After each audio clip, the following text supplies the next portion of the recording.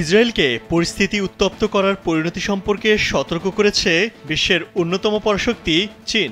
জাতিসংঘের সর্বোচ্চ ক্ষমতাধর সংস্থা নিরাপত্তা পরিষদের স্থায়ী সদস্য চীন বলছে, ইসরায়েলকে দ্রুত সংঘাত থামাতে হবে।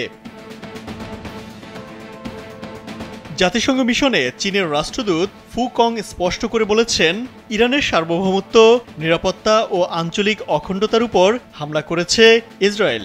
চীন এই হামলার সম্পূর্ণ বিরোধিতা করছে। ইসরায়েলকে এই হামলা বন্ধ করতে হবে, কারণ সংঘাতকে আরও বাড়ালে পুরো মধ্যপ্রাচ্যে তা ছড়িয়ে পড়বে এবং এর পরিণতি হবে ভয়াবহ। আর এটা ওইটা না, কাপড় ধোয়ার একটাই সলিউশন, চাকা অল ইন ওয়ান। ইরানের পরমাণু প্রকল্প নিয়ে গেল মে মাস থেকে ওমানে বৈঠক শুরু করেছে ইরান ও যুক্তরাষ্ট্র। ইতোমধ্যে 6 রাউন্ড সংলাপও শেষ হয়েছে।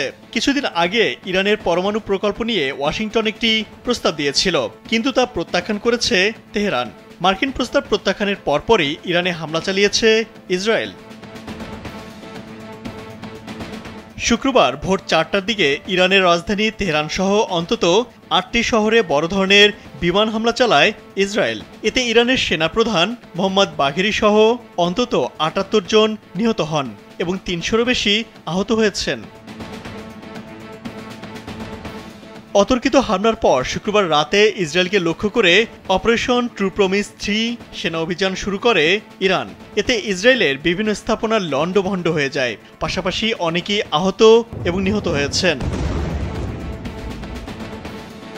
ইমতিয়াজ আহমেদ, কালবেলা।